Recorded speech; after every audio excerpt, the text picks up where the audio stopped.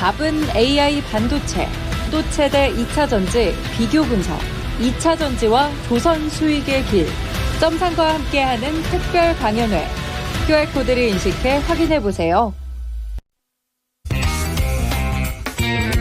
여러분의 계좌는 아직도 파란불이십니까? 저희가 빨갛게 바꿔드리겠습니다. 손실급보 프로젝트 나만 믿고 따라와. 네, 자, 오늘 국내장 어떻게 보면 미국장은 사상 최고치를 찍어내면서 분위기가 좋았었고 국내장도 뭐 이렇게 굉장히 잘 오른 건 아닙니다. 하지만 그래도 양 수급이 들어오면서 상승 마감을 해줬습니다. 네, 뭐 오늘 반도체 흐름도 흐름이었고요. 여기에 이제 실적 호조 나오는 섹터들, 또 미중 갈등에 대한 반사수의 관련주들의 네. 상승이 좀 두드러지는 하루. 오늘 그래도 좀 아쉽기는 하지만 그래도 선방한 하루로 흘러갔습니다. 네, 이번 주까지 해서 3주 연속으로 4거래일만 있는 5월이었습니다. 맞아요. 그렇죠? 이제 근데 오늘 또 우리가 쉬는 동안 또 CPI가 나오게 되면서 이번 주에 중요한 경제 지표까지 다 나와버린 것 같아요. 네. 그래서 아직 좀 금요일이 남았지만 오늘 또 이런 얘기 좀 안 하려고 했지만 개편을 앞두고 예, 남있다는 여러분 오늘까지 끝까지 당겨드리겠습니다. 이제 남있다가 오늘로 마지막입니다, 여러분. 안 되는데. 오늘이 마지막 방송인데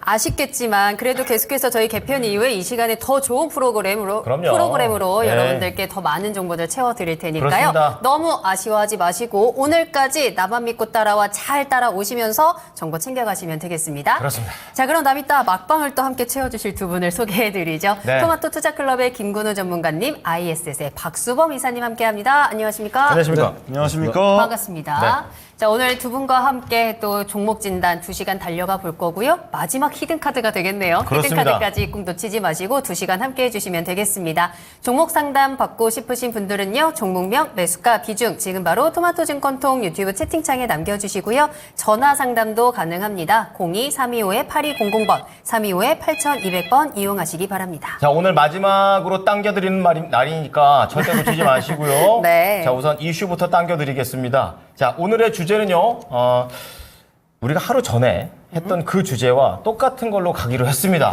왜냐? 사람이 바뀌었기 때문에.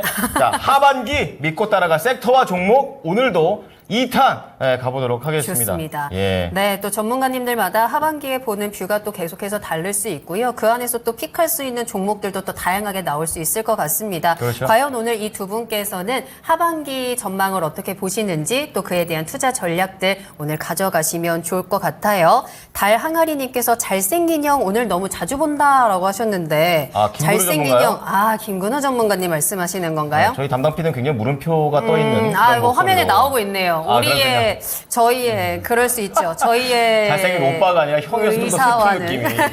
네. 그럴 수 있지만 더 많이 보여드릴 테니까 여러분들 끝까지 함께 해주시면 좋을 것 같아요. 세상에 방송 시작한 지 6분 만에 풀어버리는 이런 거 놓치지 않죠. 그렇습니다. 네. 자, 그러면 이제 두 분이 바뀌었기 때문에 하반기 때 우리가 어떤 거를 봐야 될지 오히려 겹치면 더 좋아요. 그거 봐야 맞아요. 되는구나 이렇게 생각이 들기 때문에 알아봅니다. 자, 박수범 이사께서는 키워드 어떻게 가져가십니까?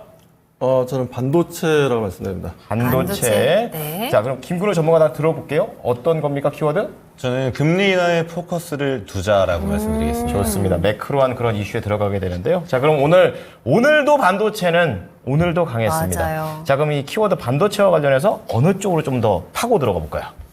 아무래도 지금 현재 뭐 반도체라고 한다면 레거시 쪽보다는 그래도 AI 칩에 대한 관심도가 그래도 계속 지속되는 것 같습니다. 뭐 최근에도 보게 되면 지금 뭐 구글에서도 이번에 제미나이가 새롭게 버전이 업그레이드된 버전을 또 선보이기도 했었죠.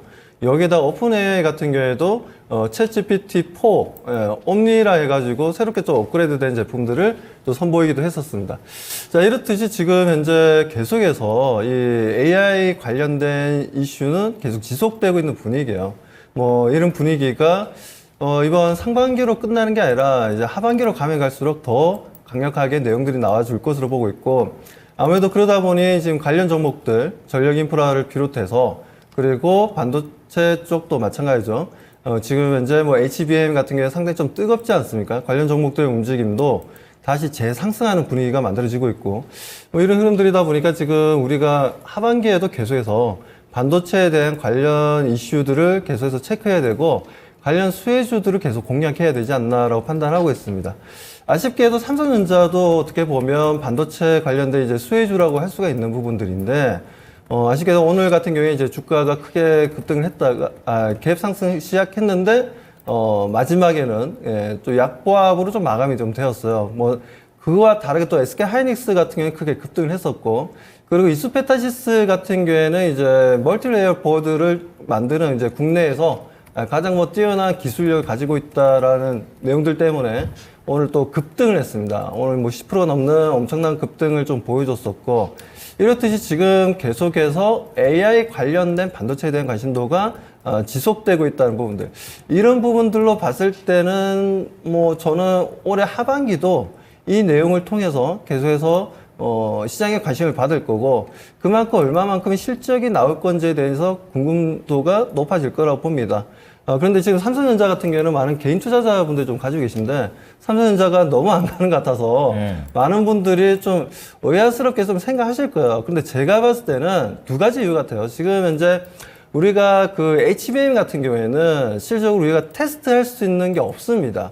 그게 무슨 말이냐면, 보통은 우리가 그 IC 테스트 소켓이라는 게 있는데, 이 부분이 지금 현재 HBM에는 적용이 안 되고 있어요. 그래서 HBM 같은 경우에는 따로 이제 테스트할 수 있는 게 없었는데, 그나마 최근에 얘기가 나왔던 게 그 리노 공업 쪽에서 리노 칩도 처음에 이제 초기에 자기네들이 가지고 있는 칩으로 한번 테스트를 해봤는데, 이 칩이 녹아버렸어요. 워낙 열이 많이 나다 보니까 칩이 녹아가지고 이래서는 테스트가 안 되겠다. 그래서 이제 새롭게 HBM과 관련된 또 칩을 만들어서 했는데 성공적이긴 했습니다만, 근데 그 리노 그 칩만 가지고는 100% 이게 완성품이다라고 얘기할 수 없는 상황이에요. 아무튼 뭐 유일하게 그게 지금 현재 하나의 방법이고, 그렇지 않으면 지금 어떻게 하고 있냐면 거의 우리가 TSMC 쪽으로 물건을 엔비디아 쪽에 제품을 만들기 위해서 TSMC 쪽으로 물건을 넘겨주고 있는데, 네. SK 하이닉스는 그나마 지금 이제 수율이 70%까지 나오다 보니까 물량을 계속 받고 있어요. TSMC 쪽에서. 그것도 이제 불량품인지 완제품인지 확인이 안 된 상태에서 계속 넘기고 있는 상황이고, 삼성전자 같은 경우에는 지금 이제 50%가 넘나 안 넘나 이거 가지고 지금 옥신각신하고 있는 상황이고, 수율이 낮네요. 그렇죠. 수율이 낮다 보니까 아무래도 지금 현재 삼성전자와 엔비디아 간에 노이즈가 좀 있다. 이런 게 최근에 좀 루머가 좀 돌기도 했었습니다. 그렇기 때문에 왜냐하면 이게 지금 완제품인지 이게 뭐 불량품인지 알 수 없는 상태에서 물건을 받아야 되는 상황이다 보니까 이게 좀 제품을 완성된 상태에 또 테스트가 들어가야 되는 거예요. 그렇게 해서 사용했는데 불량품이네 하면 어떻게 되겠어요? 버려야 되는 상황이 벌어지는 거죠. 뭐 그런 상황이 좀 벌어지다 보니까 지금 삼성전자하고 엔비디아 간에 약간의 이상한 기류가 흐르고 있는 거 아니냐, 이런 의심도 있고, 그 두 번째는 뭐냐면 삼성전자 같은 경우에는 무조건 이게 지금 기업의 어떤 성장 스토리만 가지고 움직이지는 않지 않습니까? 어느 정도 매크로 흐름에 따른 이제 움직임을 좀 가져가는 부분들이 있는데, 최근 들어서 이제 그 파생 상품 쪽을 보게 되면 위클리 옵션 같은 경우에 판매량이 최근 너무 많이 늘어났어요. 위클리 옵션이라는 건 말 그대로 만기가 일주일짜리입니다. 일주일짜리 옵션이 판매량이 많이 늘어나다 보니까 국내 시장이 해외 증시가 좋아도 뭐 올라갈 듯 하면서도 다시 내려오고, 내려갈 듯 하면서 다시 올라가고, 이런 흐름들이 계속해서 반복되고 있어요. 5월달 들어서. 그래서 이런 지금 위클리 옵션의 제품들이 너무나 이게 판매량이 너무 뜨겁다 보니까 뭐 이런 부분들에 있어서 삼성전자가 주가가 상승하지 못하는 이유도 그 중에 하나다라고 저는 보고 있어요. 그래서 이 두 가지 내용 때문에 삼성전자가 제대로 움직이지는 못하고는 있지만, 그래도 삼성전자가 디램 쪽으로는 그래도 국내가 아니라 이제 세계적으로 이제 넘버원이지 않습니까? 그래도 SK 하이닉스가 많이 기술을 따라잡았다고 하더라도 일단 넘버원이에요. 뭐 그런 관점에서 바라보게 되자면 그래도 뭐 수율은 좀 시간이 지나면 지날수록 뭐 잡히지 않겠냐. 그리고 뭐 그러면서 이제 엔비디아 간에 어떤 이제 노이즈가 발생했던 부분들도 조금씩 사라질 거고, 그리고 지금 이제 매크로 흐름이라든가 전체적인 분위기도 지금 뭐 이번에 뭐 CPI 뭐 4월 미국의 4월 CPI가 발표됐지만 그런 CPI도 발표되었고, 내용들이 생각보다는 괜찮았어요. 괜찮았기 때문에 뭐 금리 인하에 대한 기대감도 살짝 뭐 올라가면서 전체적으로 이제 매크로 흐름이 좀 좋은 분위기가 지속될 가능성이 높다. 그런 부분에서 저는 반도체 같은 경우에는 상반기에도 우리가 관심을 가져야 되지만 하반기에도 지속적으로 가질 필요가 있다고 말씀드립니다. 그 궁금한 것은 주식 시장에서는 사실 그 똑같은 걸 만들더라도 이미지라는 게 굉장히 있는 것 같고, 저는 오늘 시장에서 그 HBM과 관련된 투자자들의 생각하는 이미지는 이미 다 정해져서 나왔다고 생각하거든요. 그래서 레거시 반도체 쪽에 긍정적으로 보시는 분들, 업황 회복 그런 분들은 삼성전자 그리고 HBM이나 이런 조금 AI 쪽으로 가려면 하이닉스 이렇게 나눠서 투자해 보는 건 어떻습니까? 근데 좀 초반에 그런 얘기는 많았어요. 근데 외국인들도 보게 되면, 그러니까 작년 상반기부터 사기 시작했거든요, 실제적으로. 챗 GPT, 그러니까 오픈 AI가 2022년도에 11월 달에 이게 발표가 되면서 많은 그 글로벌 IB들이 어떻게 했냐면 HBM, 한국 쪽에서 HBM으로, SK 하이닉스랑 삼성전자가 상당히 좀 크게 성장할 것이다라고 좀 바라봤던 부분이었는데, 실제로 이게 HBM이라는 게 원래 연구했던 목적이 뭐냐면은, 네. 원래는 그 게임용이었어요, 원래는. 게임용으로 개발되던 부분이었는데, 이게 어떻게 하다 보니까 AI까지 오게 된 거죠. 뭐 그런 과정이었는데, 그러다 보니까 이제 삼성 쪽에서는 2019년도에 개발을 하다가 중단을 해버렸습니다. 게임용 판매해보면 얼마나 판매되겠냐 하고 이제 중단해버렸고, SK 하이닉스는 그것과 관계없이, 그래도 HBM을 계속해서 연구 개발 해보자 해가지고 끝까지 간 거였죠. 그러면서 SK 하이닉스가 삼성전자의 좀, 뭐라 해야 돼, 기술을 좀 압도했던 부분들이었고, 수율을 좀 맞춰내는 부분들이 결과적으로 SK 하이닉스의 성공으로 지금 현재 미치고 있는 상황인데, 말씀하신 것처럼 레거시도 어떻게 보면 좀 SK 하이닉스 잘 만듭니다. 그렇기 때문에, 낸드 가격도 지금 계속 잘 올라가고 있고, 디램 가격도 잘 올라가고 있기 때문에, 레거시는 삼성전자, HBM은 SK 하이닉스라고 굳이 저는 구분할 필요는 없다라고 좀 판단하고 있고요. 둘 다 저는 좋다라고 생각하고 있고, 다만, 지금 상황에서는 SK 하이닉스가 워낙 HBM 쪽에서 수율이 좋고 강자의 모습을 보여주고 있다 보니까 단기적으로 SK 하이닉스에 뭔가 좀 멀티플을 많이 주는 분위기고, 네. 삼성전자 같은 경우에는 지금 당장은 아니지만 그래도 올해 하반기 정도 되면 뭔가 좀 본색을 드러낼 것이다. 그렇기 때문에 외국 쪽에 이렇게 좀 내용들을 좀 들어보면 트레이더들의 내용들을 좀 들어보면 SK 하이닉스도 많이 가지고 있고요. 실제 삼성전자도 엄청나게 많이 가지고 있어요. 그렇군요. 지분을 많이 가지고 있기 때문에 그런 부분들이 있기 때문에 굳이 해외 쪽에서도 SK 하이닉스가 먼저다, 삼성전자가 먼저다라고 생각하지 않고 둘 다 좋다라고 생각해서 둘 다 비중을 상당히 좀 많이 지금 현재 가지고 가고 있는 것으로 알고 있습니다. 네. 자, 그러면 저희 질문이 믿고 따라갈 섹터와 종목인 만큼 지금 네네. 반도체 관련해서 좀 전체적으로 설명을 해주셨는데 우리 투자자들이 그러면 종목으로 조금 더 구체적으로 들어간다면 어떤 종목들 선택하면 좋을까요? 저는 오늘 같은 경우에 이제 리노공업이 엄청 좀 주가 빠졌어요. 리노공업. 테스트. 네, 리노공업이 빠졌는데 리노공업이 보면 IT 업체 중에서 영업이익률이 50% 넘는 회사가 없습니다. 근데 리노공업이 유일하게 영업이익이 50% 넘어요.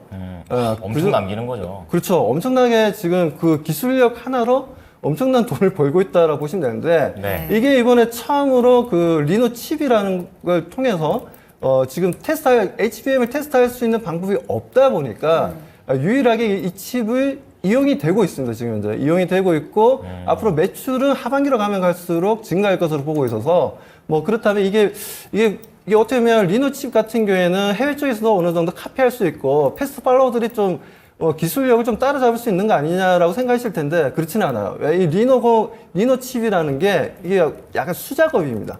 예, 자동으로 만들어내는 칩이 아니고요.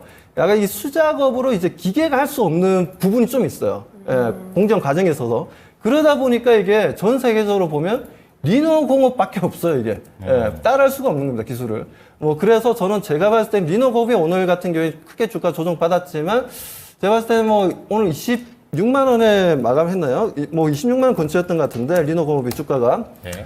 26만 8,500원에 마이너스 7.25%인데, 이거 많이들 깜짝 놀라셨을 거예요. 리노공업에 가지고 계셨던 분들. 하지만 놀라지 마세요. 제가 봤을 때는 25만 원 정도까지 다시 한번 내려온다?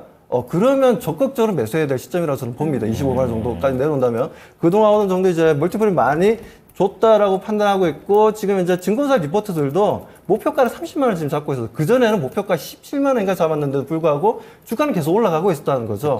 그렇죠. 그렇게 봤을 때는 리노공업이 지금 현재 증권사 리포트가 100% 맞는 건 아니지 않습니까?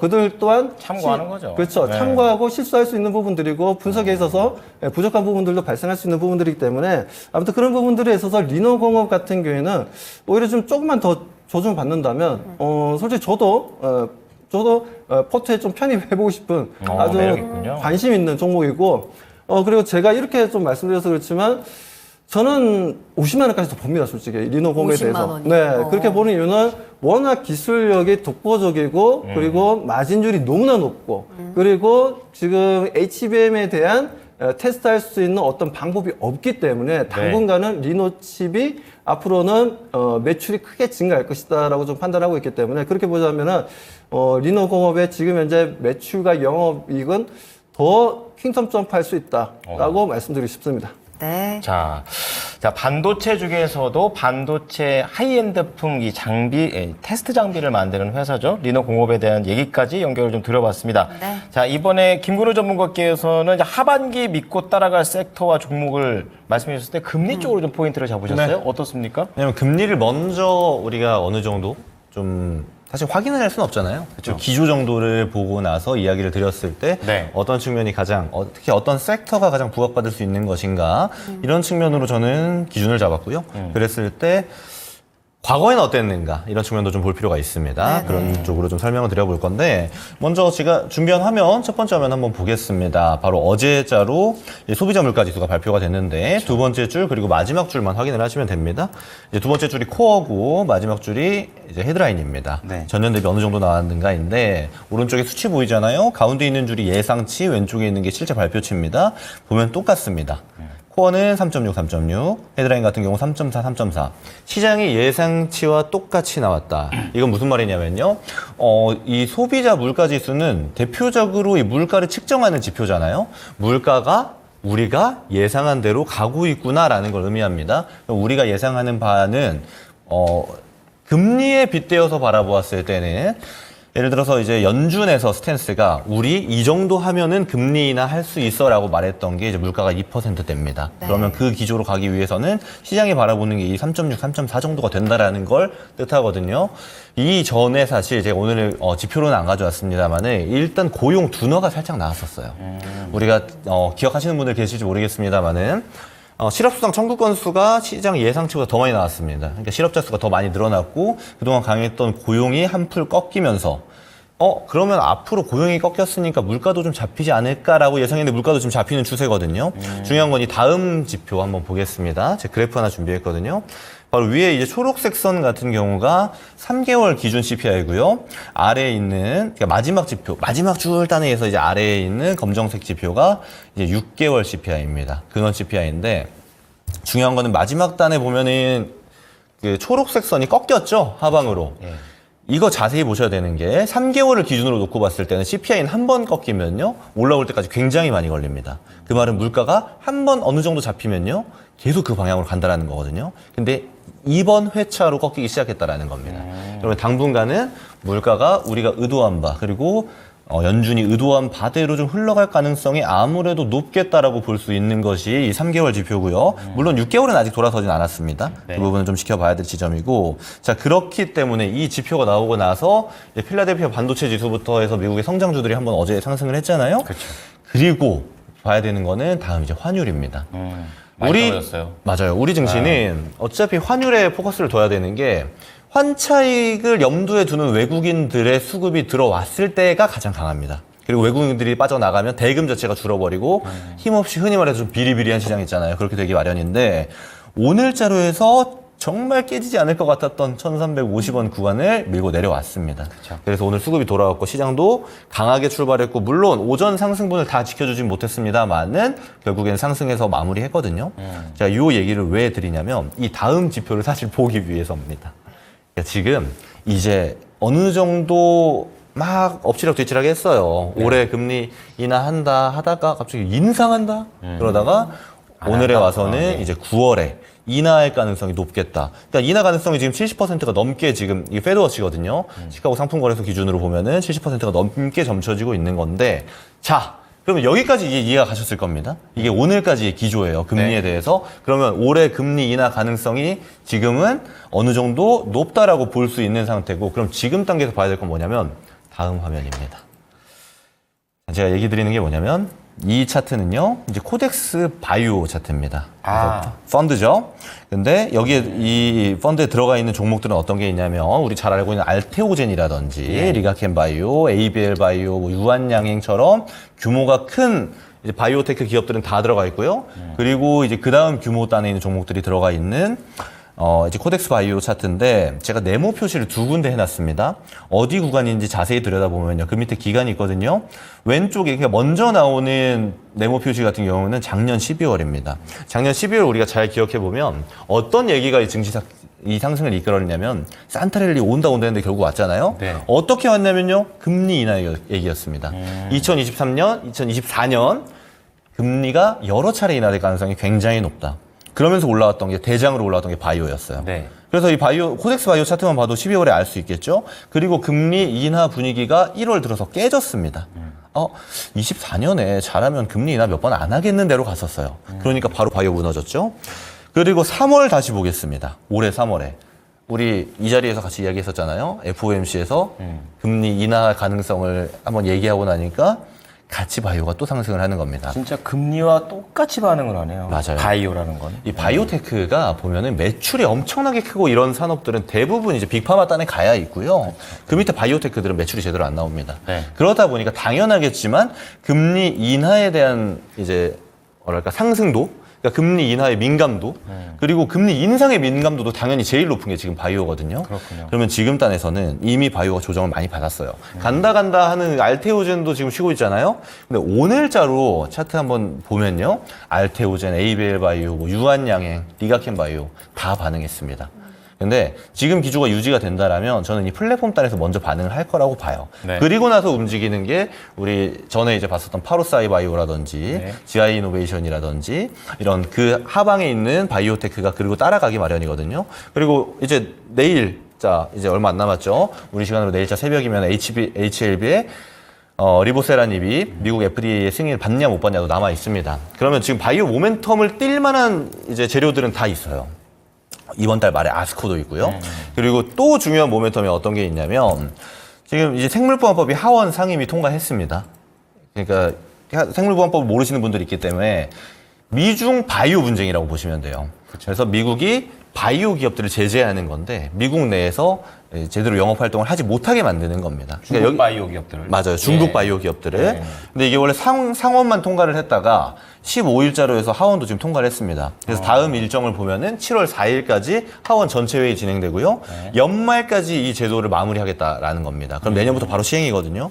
그러면 우리 하반기에 바이오가 아무래도 우리는 가만히 있더라도 중국 바이오를 때리면은 제가 지지난주에 그런 이야기 드렸잖아요. 삼성 바이오로직스에 대해서.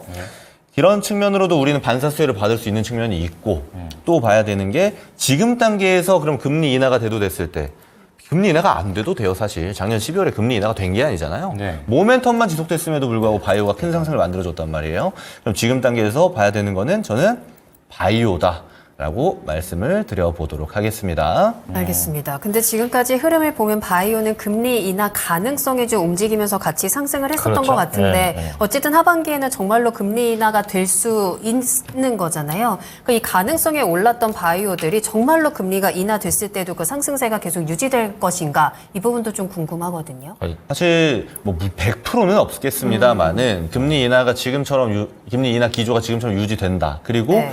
아까 제가 페드워치 기준으로 말씀드렸던 것처럼 9월에 금리 인하가 실제로 진행이 된다라면은 저는 바이오가 주도주 중에 하나로 꼽힐 거라고 봅니다. 네. 우리 사실 3대장이 반도체, 2차 전지, 바이오였잖아요. 맞아요. 근데 이제 둘이 지금 쉬고 있다 보니까 반도체 혼자 독주를 했던 건데 저는 반도체도 좋게 보고 있습니다만 바이오도 하나의 쌍두마차가 되지 않을까라고 보고 있다는 말씀드리겠습니다. 알겠습니다. 그럼 어떤 종목 사야 될까요? 종목은 제가 계속 얘기 드렸는데 일단 네. 플랫폼 단이 먼저 갈 겁니다. 네. 그래서 플랫폼 단이라고 말씀드리는 거는 첫 번째가 이제 리가켄 바이오가 있죠. 리가켄 오리온의 바이오. 자회사. 그리고 ABL 바이오가 있습니다. 그리고 유지망치. 네. 그리고 유한양행도 보시면 좋고요. 유한양행은 뭐 플랫폼 단은 아닙니다만 같이 보시면 좋고 그리고 대장 알테오젠까지 이 네 가지 종목이 우선적으로 움직일 가능성이 매우 높다라고 이야기 드리겠습니다. 알겠습니다. 네, 자 하반기에 믿고 따라갈 섹터와 종목은 뭐가 있을까? 2탄으로 좀 다뤄봤는데요. 박수범 이사께서는 반도체 쪽으로 특히 이 검사 장비 쪽으로 종목을 좀 말씀을 해주셨고 김근우 전문가는 매크로 이슈에 조금 더 흐름을 타면서 금리 인하와 관련해 이 바이오 쪽의 폭발력 한번 믿어보자라고 얘기를 해주셨으니까요. 종목까지 다 챙겨가시기 바랍니다.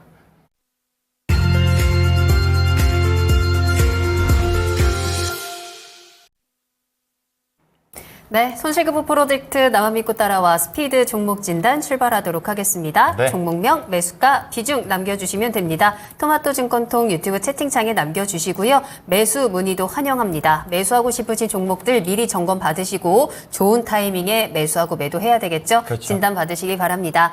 자, 그리고 전화 주시면 두 분과 직접 이야기 나눠보실 수 있고요. 02-325-8200번, 325-8200번입니다. 네.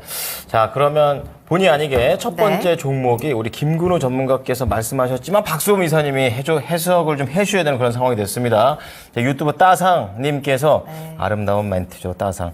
자, 어쨌든 ABL 바이오인데요. 이제 이것도 이중항체, 요 관련해서 기술력이 되게 좋은 그런 회사인 것을 옛날에 들은 적이 있었는데, 26,513원입니다. 그러니까 최근에 전고점 수준이고, 박스권에서 약간 상단 쪽에 속하는 그런 흐름입니다. 10%고요. 32,000원 지금 보고 계신답니다. 32,000원이면 최고가가 35,500원이었으니까 이제 최근에 올해 들어서 그걸 넘겨야 되는 그런 상황인 거죠. 가능할까요? 라고 말씀을 좀 해주셨습니다. 어쨌든 금리 인하에 대한 얘기 우리가 충분히 좀 들어봤었고 그런 상황이면은 ABL 바이오 입장에서도 기술력이 되는 회사니까 괜찮지 않을까 싶은데 이사님께서는 이 종목에 대해서 어떻게 보십니까? 일단 지금 이제 뭐 ABL 바이오가 어떤 회사인지는 뭐 다들 아시기 때문에 뭐 제가 뭐 특별하게 뭐 언급을 안 드려도 뭐 다들 아실 것 같습니다. 뭐 ABL 바이오 같은 경우에 지금 이제 뭐 말씀대로 이중항체 기술력을 가지고 있고 세계 최고의 뭐 기술 수준이다라고 평가를 좀 받고 있고 뭐 그에 따라 이제 퇴행성 뇌질환 치료제라든가 뭐 관련해서 그런 부분 이제 항암 치료제 쪽으로 해서 관심을 좀 받고 있는 건 사실이에요. 근데 최근 뭐 아무리 기술력이 좋고 아무리 뭐 그런 내용들이 있다 하더라도 최근 관련 종목들의 움직임이 좀 약한 건 사실입니다. 그나마 최근에 좀 움직였던 게 셀트리온이 좀 움직임을 좀 보여줬는데 셀트리온 이외에는 딱히 뭐 삼성바이오로직스도 그랬었고 최근에 좀 올라오고 있는 종목에 보면 SK바이오팜, 뭐 SK바이오사이언스, 약간 뭐 CMO, CDMO 관련된 기업들 조금씩 움직임을 보여주고 있습니다만 그래서 만족스러운지는 않을 거예요. 우리 개인 투자자분들이 보셨을 때. 근데 재밌는 건 우리가 이번에 그 아스코가 있지 않습니까? 미국의 종량학회가 이제 또 열리게 되는데 이번 달 31일부터 해서 다음 달 6월 4일까지 열리게 됩니다. 근데 이 전에 제가 봤을 때는 주가가 크게 움직이지 않다가 그 이후부터 좀 움직이지 않겠냐. 이게 좀 뭐라고 말씀드려야 되냐면, 뭐, 그동안 주가가 못 움직였던 이유가 뭐, 제약바이오 쪽에 특별한 어떤 뭐, 악재가 있거나 어떤 내용에 있어서 못 움직였던 건 아니었거든요.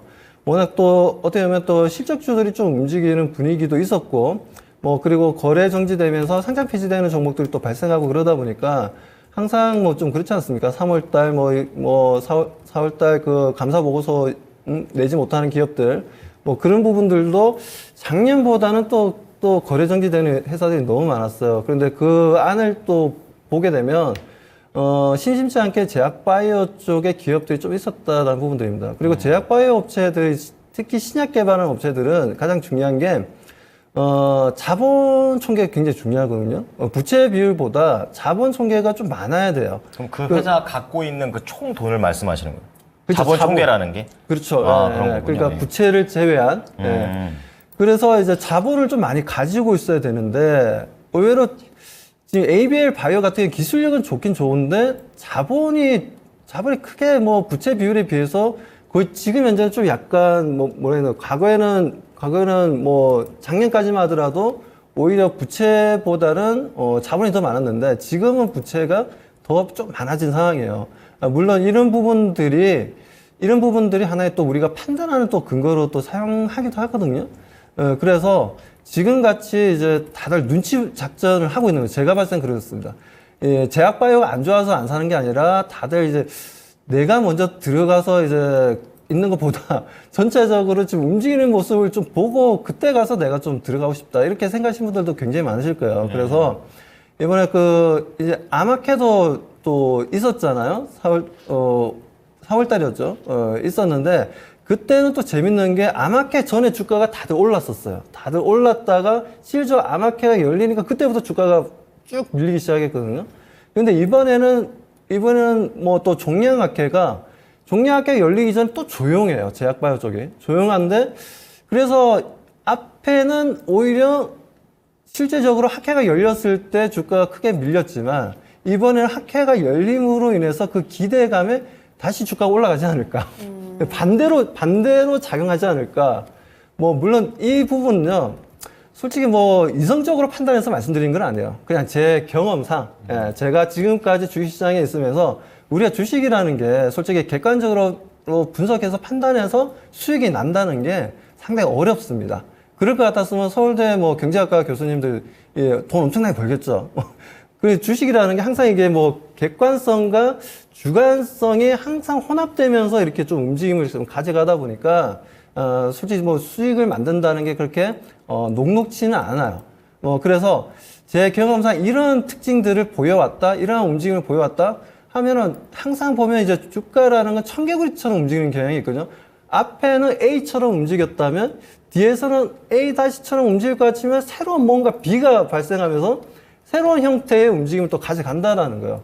뭐 그렇기 때문에 전체적으로 제가 보는 입장에서는 또 그리고 뭐 HLB가 오늘 저녁에 리보세라닉 관련된 병용 관련돼서 간암 치료제 관련된 뭐 FDA 승인 결정이 나는 내용들도 있죠. 그런 내용들도 있기 때문에 이게 만에 하나 승인이 난다면 HLB 같은 경우에는 오늘 크게 주가가 급등했다가 또 막판에 또 밀려버렸어요. 오후장에 밀렸는데 제가 보는 관점에 있어서는 이미 좀 선 반영된 부분도 있다고 봅니다. HLB 같은 경우에. 하지만 HBL은 주가가 좀 흐지부지하게 될 수는 있는데 다른 오히려 제약바이오들이 좀 긍정적인 영양분을 좀 받지 않을까, 긍정적인 에너지를 받지 않을까라고 저는 판단하고 있어서 이게 투자 심리와 많이 연결되어 있다고 말씀을 좀 드리고 싶어요. 그래서 이 부분을 가지고 제가 지금 계속 말씀드린 이유는 이게 지금 객관적으로 ABL 바이오가 상승합니다, 하락합니다라고 말할 만한 내용을 할 만한 어떤 뭐 새로운 내용도 없을 뿐더러 새로운 어떤 흐름들 뭐 그래봐야 지금 이제 연기금이 이틀 연속 좀 물량이 들어왔다는 거, 그 정도 수준인데 아무튼 저는 지금 현재 ABL 바이오에 대해서는 일단 제가 주관적인 판단은 긍정적입니다. 주가가 오히려 오를 것이다라고 좀 판단하고 있고 오히려 지금 현재 오늘 저녁에 뭐 HLB의 리브세라님의 병용으로 사용하는 간암 치료제가 FDA 승인을 받을지 안 받을지는 알 수는 없지만 받게 된다면 오히려 HLB보다는 오히려 지금까지 그걸 바라보고 있던 목 놓아 바라보고 있던 다른 신약 개발 업체들이 오히려 주가가 반대로 상승할 수 있다. 관심이 높아질 수 있다라는 관점에 있어서 저는 ABL 바이오에 대해서는 지금 현재 32,000원인가요? 목표가를 지금 32,000원까지 원하시는 거는 32,000원. 네, 32,000원까지 보시는데 일단 뭐 그게까지 간다라고 제가 뭐 정의를 내릴 수는 없지만 그래도 최소한 지금 주가보다는 한 10%에서 20% 정도는 주가가 좀 더 뭐 룸이 좀 열려 있다라고 저는 보고 있습니다. 그래서 추세적인 움직임이라든가 제약바이오 전체적인 움직임들을 좀 보면서 판단을 해야 되는 부분들이 있다 보니까 제가 좀 말씀드리긴 좀 조심스러워요. 그래서 일단은 목표를 32,000원까지 너무 크게 업사이드로 보지 마시고 일단은 한 10%에서 한 20% 사이 정도의 수익을 목표로 한다라고 조금 약간 겸손한 자세로 대응을 해보시면 뭐 그래도 좀 긍정적인 결과 기대해 볼 수 있다라고 말씀드리고 싶습니다. 손절가는요? 손절가를 말씀드린다면 저는 여기서 다시 한 번 더 좀 내려온다면 만약에 23,000 좀 짧게 보겠습니다. 23,000원 아래로 다시 내려온다면 그때는 좀 정리하는 관점으로 대응하겠습니다. 네. 자, 우선은 긍정적인 의견을 제시해 주셨고, 목표가는 3만 원 넘기기까지 보지 마시고, 2만 원대 후반 정도, 그리고 손절가 23,000원 제시합니다. 네. 자, 계속해서 다음 상담 이어가기 전에 또 중요한 지표들이 좀 발표가 됐잖아요. 좀 체크를 하고 넘어갈까요? 그렇습니다. 지금 아까 전에 우리 김근호 전문가께서 말씀해 주셨던 이 실업수당과 관련된 부분, 신규 실업수당 청구 건수가 예상치를 상회했습니다. 상회했고요. 그러니까 실업자가 더 많아진 거죠. 많아졌다. 그리고 필라델피아 지역의 제조업 활동 지수가 예상치를 크게 하회했습니다. 그러니까 제조업이 안 좋다라는 그런 내용이 될 텐데 네네. 이렇게 되면은 금리의 방향성이 어떻게 될까요, 김구리 전문가님? 당연히 기조는 똑같습니다. 이전 기조, 그러니까 최근 기조랑 똑같이 아마 금리 인하에 대한 기대감으로 발생은 할 겁니다. 그러니까 증시 입장에서 단기적으로 좋은 모멘텀이 되는 거는 지금 단에서는 맞아요. 네. 중요한 거는 사실 이게 우리가 양면성을 띠고 있다는 걸 망각해서는 안 됩니다. 뭐냐면 결국 금리 인하를 간다라는 건요, 경기 침체 가능성이 높아진다라는 거거든요. 그렇죠. 네, 맞아요. 그러면 과열을 끌어내렸을 때 너무 또 과하게 침체시켜서는 안 돼요. 네. 그래서 이런 측면이 있는 건데 제조업 활동 지수 같은 것이 그런 것들입니다. 이 대표적인 지표들인데 저는 일단 단기적으로는 금리 인하 모멘텀을 유지시킬 수 있는 지표 발표이기 때문에 당장에는 증시에는 좋다. 하지만 우리가 망각해서 안 되는 것이 결국 양면성 띄는 부분들 침체로 간다라는 거는 결국은 증시에 도움이 안 될 거거든요. 그래서 이런 지점들은 살펴보면서 같이 가면 되지 않을까라고 생각됩니다. 제가 방송을 매일 보셔야 돼요. 왜냐하면 요즘 트렌드 자체가 배드 뉴스 위주 굿 뉴스거든요. 이제 이럴 때는 안 좋게 나오는 게 좋지만 이제 어느 순간 또 금리가 금리가 내리는 건 좋지만 또 그 상황 자체가 전체적으로 안 좋아져 버리면 지금 우리 전문가님 말씀하셨던 대로 있는 그대로 또 해석을 해야 되기 때문에 매일매일 업데이트해 주셔야 되겠습니다. 네. 자, 그러면 종목 진단 바로 이어가 보도록 할게요. 네. 악의 공룡 틀리님께서 한국타이어 진단 신청하셨고요. 44,000원에 20% 가지고 계십니다. 언제까지 내릴까요? 외국인들이 너무 팔아요. 라고 하시면서 진단 신청하셨거든요. 네. 이 한국타이어가 오늘도 좀 하락하는 모습이 나왔습니다. 역대급 실적을 발표한 이후에 한원 시스템 인수 소식과 함께 주가가 좀 크게 떨어지는 모습이었고요. 그래도 조금 하락은 어느 정도 멈추고 지금 바닥권에 좀 머물러 있는 것 같기는 한데 네. 과연 다시 한번 좀 살아날 수 있는 가능성이 있을지 대응 방법을 좀 찾아봐야 될 것 같습니다. 김근호 전문가님, 한국타이어 수익으로 그래도 좀 나올 수 있을까요? 일단 지금 수익 중이시고요. 500원. 지금 수익 중이 그쵸? 500원 정도 네. 수익 중이신데 좀 봐야 되는 게 이분은 최근에 들어가신 것 같아요. 네. 지금 이야기하시는 게. 근데 한국 타이어 갖고 있는 모멘텀이 그럼 몇 개인가, 그게 몇 개가 또 어느 정도가 해당되는가 이런 지점이 중요할 건데 일단 첫 번째로 한국 타이어는 이제 대표적인 저 PBR주입니다. 저 PBR주니까 기업 밸류업 프로그램에 해당이 될 수 있고 기업 밸류업 프로그램에 해당이 될 수 있다라는 거는 주주환원 정책을 기대한다라는 거고 주주환원 정책을 실제로 한다라면 주가는 더 많이 반영할 겁니다. 예를 들면 자사주 소각이라든지 배당을 늘린다든지 하는 것들이요. 근데 우리가 잘 알아야 될 건요. 자사주 소각이든 배당금을 늘리는 것든 다 이 회사에 유보된 현금이 있어야 가능한 겁니다. 그래서 기업 밸류업 프로그램의 주요 대상 기업들을 보면 지주사라든지 금융주들이 나오잖아요. 이게 유보된 현금이 많은 기업들이기 때문에 그래요. 또 나오는 게 자동차 관련 업체입니다. 이렇게 한국타이어처럼. 근데 지금 한원 시스템 인수를 했는데 왜 그럼 이게 문제냐라고 보자면요. 현금을 1조 8천억을 쓴 겁니다. 그렇게 되면 당연히 우리는 주주 환원 정책을 기대했던 주주 입장에서 당연히 안 좋은 거 아니냐로 가는 게 지금의 상태라는 거예요. 그래서 얘기가 나왔던 5월 7일일 겁니다. 그렇죠? 5월 7일 기준으로 쭉 급락이 나왔고 그다음 차근차근 이제 하락했던 분을 메꾸고 있는데 저는 앞으로 올라갈 가능성이 훨씬 높다고 봅니다. 우선 첫 번째로 우리가 지금 기대하고 있던 것들은 사실 한국타이어의 본질은 아니에요. 기업 밸류업 프로그램을 하려고 만든 회사는 아니잖아요. 그러면 한국타이어가 실제로 하고 있는 타이어에 대한 매출은 어떤가? 타이어 매출 엄청 잘 나왔습니다. 제가 이거 보면서 한번 말씀을 드리면요. 일단 타이어 3사가 지금 매출이 다 잘 나왔는데 그중에 한국타이어 같은 경우는 매출은 1% 정도 늘었어요. 근데 영업이익이 전년 동기 대비해서 100% 넘게 급증했습니다. 그러니까 이게 지금 원자재가 다운된 것들 그리고 상품 자체의 가치가 올라간 것들 그러니까 싸게 만들어서 비싸게 판다라는 얘기가 되는 거거든요. 그러면 이렇게 굉장히 좋은 실적 모멘텀이 있는데 여타 이제 사실 속된 말로 이제 옆구리에서 들어온 이슈로 떨어진 거거든요.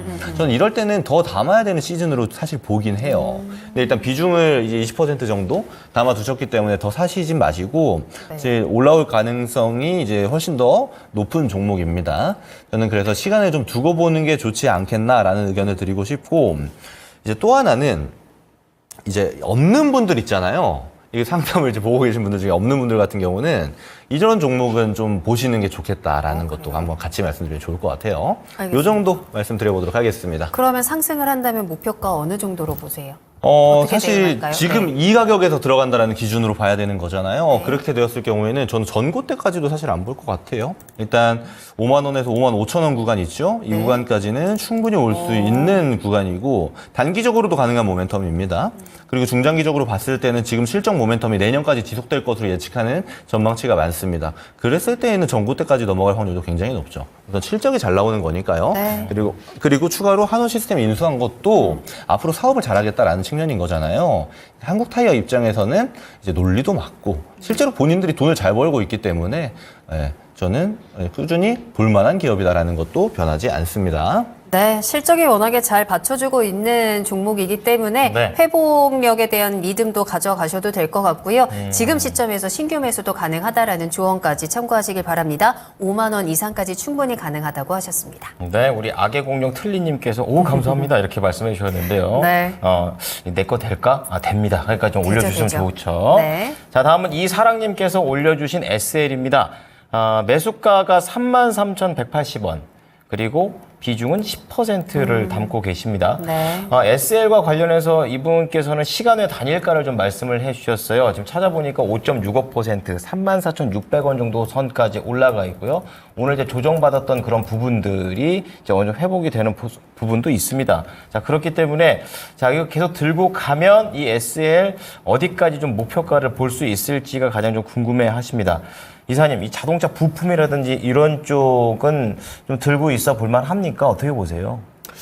일단 좀 긍정적으로 바라보고 있습니다. 뭐 자동차 쪽 같은 뭐 현대차랑 기아가 워낙 지금 이제 판매량도 좋고, 그리고 소위 얘기하는 좀 약간 좀 프리미엄 자동차들의 판매고가 너무나 좋다 보니까, 전에 뭐 기아 같은 경우에도 뭐 영업이익이 13% 나오고, 그리고 현대차 같은 경우에도 뭐 8% 정도, 그러니까 둘을 또 합쳐보면 이제 10.4% 정도의 영업이익률을 보여줬다 하면서, 오히려 지금 뭐 폭스바겐이라든가 아니면 뭐 토요타보다도 영업이익률이 더 좋게 나왔다 말하면서 뭐 좀 약간 좀 자화자찬의 그런 기사들이 좀 나왔었는데, 아무튼 그런 부분들은 뭐 일단 긍정적이죠. 매출도 상당히 좀 긍정적으로 잘 나오고 있고, 그리고 소위 얘기하는 이제 돈이 되는 값비싼 자동차들이 판매가 잘 되고 있다라는 부분들은 SL 같은 경우에는 아시다시피 라이트 파츠 쪽으로 해서 램프 쪽 파츠 쪽으로 해서 이제 매출의 80%입니다.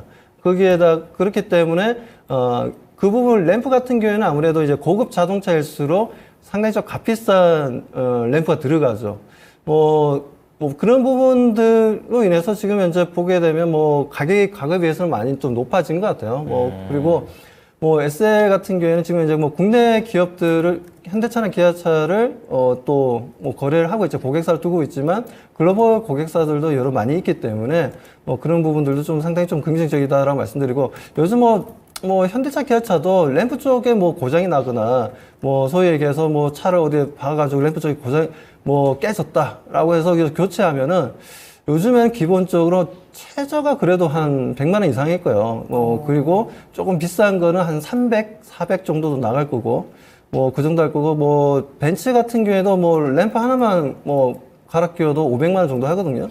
예, 그렇기 때문에 이 램프가 과거에 비해서 자동차에서 차지하는 그 생산 단가 비중이 상당히 높아졌습니다. 그렇기 때문에 SL이 보면 매출은 매년 꾸준하게 잘 증가하고 있는데, 거기에 비해서 영업이익률, 마진율은 좀 아직까지는 이렇게 팍 튀지 못하고 있어요. 그 부분이 좀 아쉬운 부분인데, 그래도 올해 같은 경우에는 그래도 좀 뭔가 좀 기대해 볼만 하지 않겠냐. 왜냐하면 그만큼 프리미엄 자동차들의 판매량이 좀 좋아지고 있기 때문에 뭐 그런 관점에서 바라보게 되면 저는 긍정적이다라고 말씀을 좀 드리고 싶고, 아무튼 SL 같은 경우에 지금 현재 주가가 다시 한번 뭐 시간외로 잘 움직임을 좀 보여줬고, 뭐 다시 한번 좀 상승 흐름을 좀 잡아 나간다면, 일단 뭐 단기적으로 봤을 때는 36,000원까지는 일단 좀 보자. 그러니까 2월달 정도의 가격대 부분이거든요. 뭐 작년 12월달 고점 부분이기도 하고, 여기가 하나의 또 저항이 될 것으로 좀 봅니다. 수급적으로 봤을 때. 네. 그렇기 때문에 여기 지금 이제 목표가 36,000원 정도를 목표가로 단기적인 목표가를 두시고,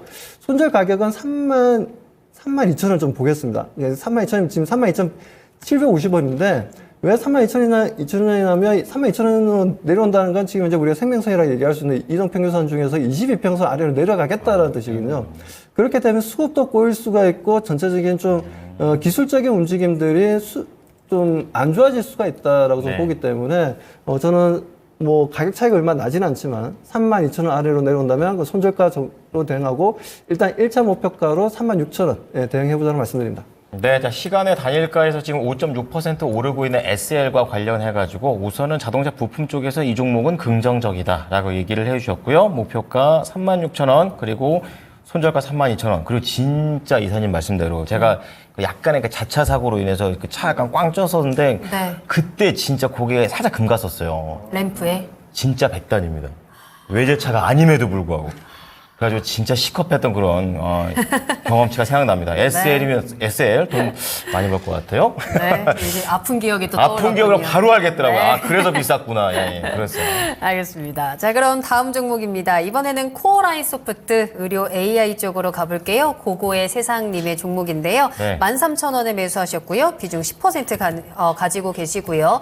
코어라인 소프트가 지금 많이 내려와 있는 상황입니다. 네, 이 종목 워낙에 또 많이 급등을 했었던 종목이었는데 지금 많이 내려와서 12,000원대에서 어느 정도 지금 바닥권에서 횡보는 하면서 바닥을 좀 지켜주고 있는 것 같고, 시청자님 매수하신 가격대도 바닥에서 일단 잡기는 하셨는데 네. 앞으로 좀 올라갈 수 있는 가능성이 있는지가 이제 관건이잖아요. 그렇죠. 여기에 또 추가 매수도 고민을 하고 계시거든요.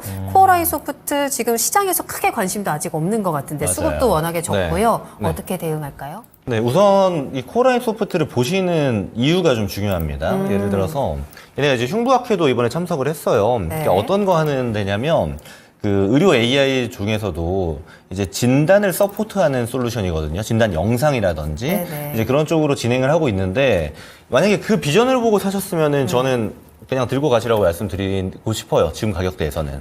근데 그게 아니고 의료 AI 단의 비전을 보고 있다. 네. 라고 하면은 저는 차라리 종목 교체입니다.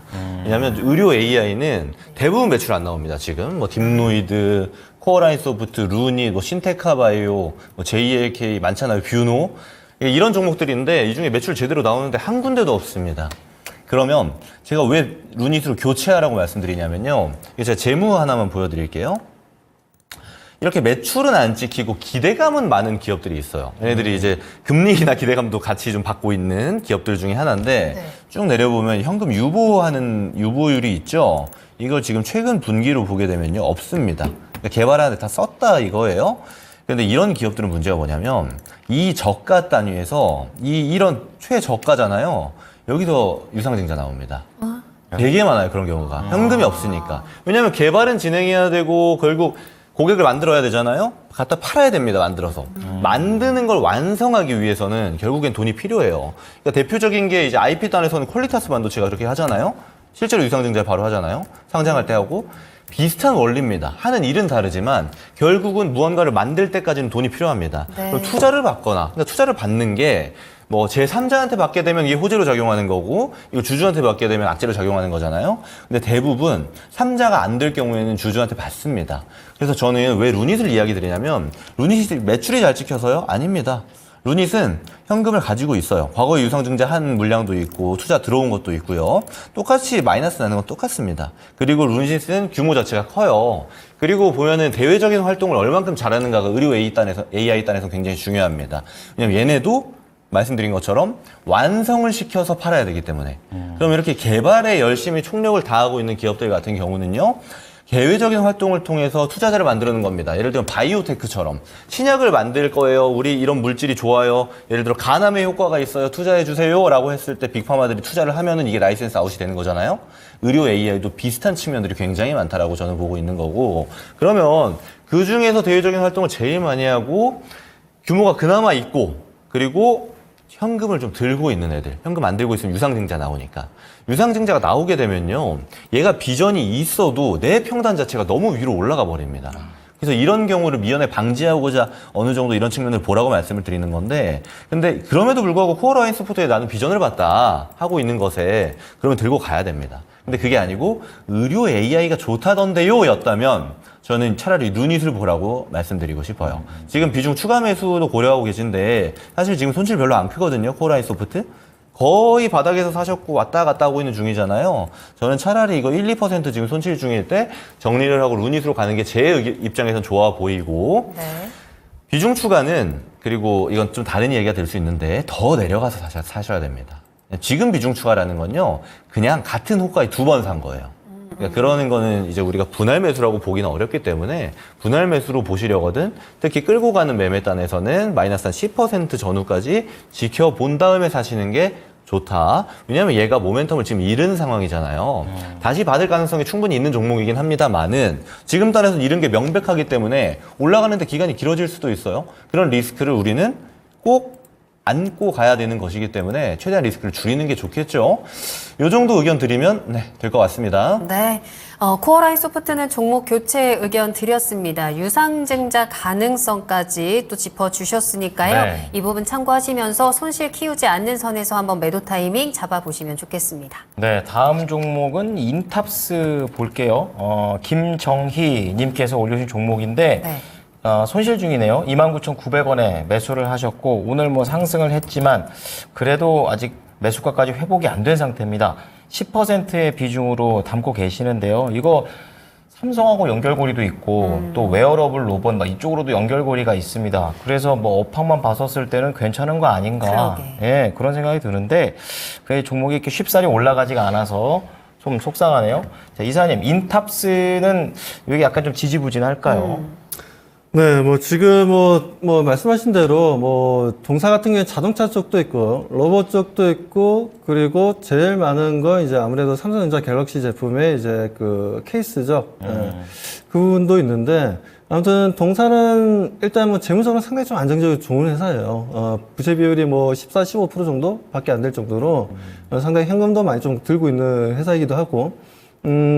다만 이제 주가가 그만큼 좀 움직임을 좀 보여주지 못하다 보니까 그 부분이 좀 아쉬운 부분들이 있는데 요즘 뭐 갤럭시 S24 같은 경우에도 판매량도 좀 좋고 그리고 글로벌 시장에서 뭐 애플의 아이폰을 또 제쳤다라고 하면서 또 판매량이 최근에 많이 좀 늘어났다 뭐 이런 내용들도 좀 있긴 있는데 아무튼 뭐 그만큼 지금 이제 뭐 다시 한번 더 좀 삼성전자 갤럭시 제품이 판매량이 좀 잘 보여줬던 이유 중에 또 하나가 AI 칩이 좀 들어가면서 온 디바이스 AI라는 개념을 새로운 개념을 또 끌고 나오다 보니까 그런 부분에서 이제 많은 소비자들이 호기심과 뭐 여러 가지 또 사용에 있어서 많이들 구매를 하신 것 같습니다. 아무튼 뭐 글로벌 시장에서 좀 잘 나가고 있는데 문제는 관련 기업들이 주가가 안 움직이고 있다라는 게 좀 아쉬운 부분들이라고 좀 말씀 좀 드리고 싶고요. 아무튼 지금 현재도 뭐 26,400원을 좀 보여주고 있는데 기술적으로 보면 이게 지금 현재 뭐 딱히 이게 올라간다라고 얘기해도 그렇고 내려갑니다. 추가적으로 더 조정이 가능하니 현금화하세요라고 얘기하기도 좀 어려운 상황이에요. 그러니까 이게 참 계륵이라고 좀 얘기해야 되나요? 예. 우선 보유가 그럼 좀 더 나은 건가요? 상황 봐야 되니까. 그게 참 지금 상황에서는 기술적으로도 딱히 이게 수급이 들어오는 것도 아니고 그렇다고 해서 수급이 나간다라고 표현하기도 좀 어렵다라고 말씀 좀 드리고 싶습니다. 그래서 네. 좀 뭔가 좀 더 좀 센세이션을 좀 일으킬 만한 좀 뭔가 좀 이슈가 하나 딱 나와주면 너무나 좋겠는데 그렇게 나올 만한 내용들이 인탑스가 딱 제가 봤을 때는 그럼 약간 기술적인 없어요. 반등을 네. 좀 노려야 될까요? 그러니까 기술적인 반등을 노리더라도 지금 현재 수급의 움직임도 그렇고 그런 부분들 지금 차트의 모양도 그렇고 이게 참 올라가겠다라는 생각도 안 들고 내려가겠다는 생각도 안 드는데 일단 제가 손절가랑 목표가를 일단 정해서 말씀을 좀 드릴게요. 말씀드리는데 아무튼 제가 뭐 정확하게 말씀을 못 드리는 부분들 뭐 우리 시청자분 좀 이해를 해 주십시오. 그만큼 상당히 좀 애매한 상황 위치입니다. 그래서 일단 저는 25,500원을 이탈한다면은 그때는 그냥 과감하게 정리하시고 좀 더 예측이 가능하고 내가 좀 수익이 날 수 있겠다라는 자신 있는 종목 쪽으로 좀 더 이제 포커스를 맞춰서 좀 종목 교체 쪽으로 좀 대응해 나가자라고 말씀드리고, 만에 하나 여기서 수급이 형성되면서 다시 한번 더 좀 주가가 좀 반등이 나와준다면, 저는 일단 28,500원까지만 좀 보자라고 말씀드립니다. 그렇게 되면 일단 지금 매수 가격보다 조금 낮은 상황이거든요.